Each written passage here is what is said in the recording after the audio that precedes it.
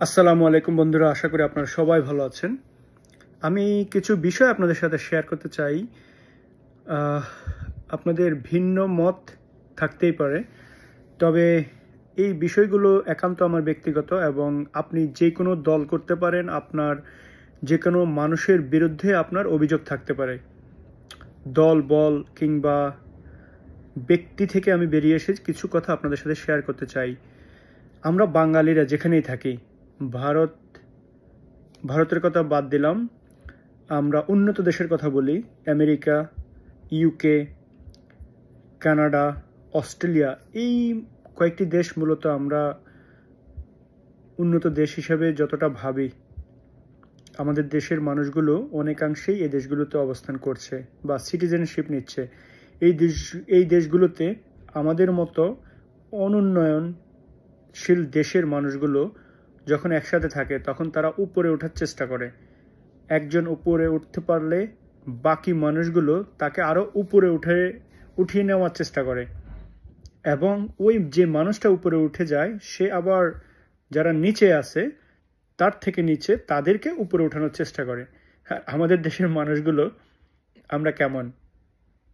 আমরা নিজেরা পারি না উঠতে, যদি কেউ উপরে উঠতে চায় আমরা তাদেরকে পা ধরে নিচে টানিয়ে নামিয়ে নিয়ে আসি, এমন জায়গায় নিয়ে আসি যেন কোনো বাংলাদেশি আর ভুলেও ওই জায়গায় যেতে না পারে।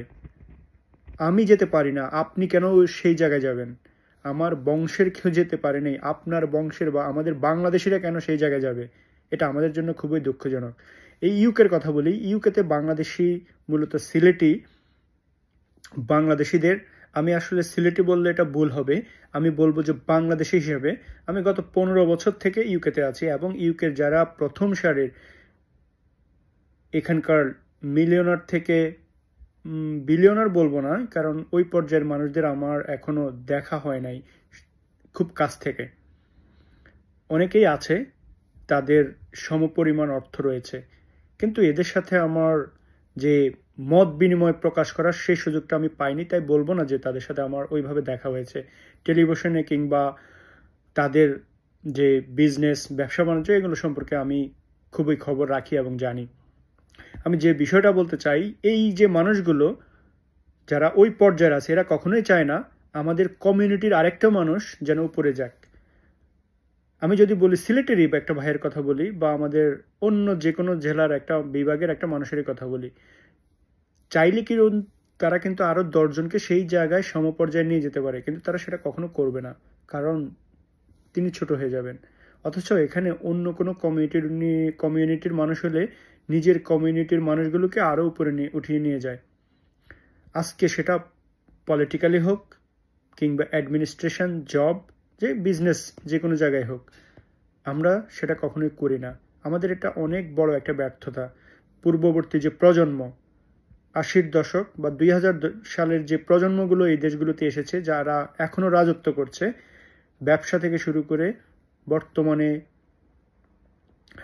অফিসিয়াল জবগুলোতেও আমরা খুব বেশি নিজেদেরকে ফোকাস করি না। খুব কিছু সংখ্যক মানুষ বাংলাদেশ থেকে গত 5-10 বছরে যারা এসেছে তারা একটু ভিন্নভাবে চিন্তা করা শুরু করেছে। আমি আশা করি তারা ভবিষ্যতের যে প্রজন্মটা হবে বাংলাদেশি এই ব্রিটিশদের সাথে, তারা আমাদের চেয়ে আরও অনেক বেশি চিন্তাশীল হবে এবং প্রতিদ্বন্দ্বীশীল না হয়ে নিজেদের কমিউনিটিকে আরও অনেক সামনে নিয়ে যাবে। আরেকটি কথা যেটা আমার আসলে এই কথাগুলো বলার পেছনে কারণ, সেটা হচ্ছে আমাদের যে টিউলিপ সিদ্দিকী ছিলেন সাবেক মন্ত্রী, এবং আমরা অনেকভাবেই তার দুর্নীতি প্রমাণিত হয়নি কিংবা হয়েছে, আমি এগুলো নিয়ে কথা বলতে চাচ্ছি না। আমাদের একজন বাঙালি কমিউনিটি থেকে যিনি সংসদে গেছেন, এটা আমাদের জন্য অনেক বড় প্রাপ্তি, এবং ভবিষ্যতে শুধু একজন নয়, আরও অনেক মানুষ যাওয়ার জন্য প্রস্তুত। এবং সেই সুযোগটা এবং সম্ভাবনা যেটা সৃষ্টি হয়েছে, আমরা কি দিয়ে শেষ করলাম? আপনি যেই দলই করেন, এইভাবে কি ঠিক? আমরা আমাদের নিজেদেরকে এইভাবে পিছিয়ে টেনে হিঁচড়ে নামিয়ে ফেলা, এটা আমাদের জন্য দুঃখজনক। আমি একজন বাংলাদেশি হিসেবে, একজন ইউকেতে একজন নাগরিক হিসেবে খুবই দুঃখ প্রকাশ করছি। আশা করি এই বিষয়গুলির পরিবর্তন হবে। ভালো থাকবেন আপনারা।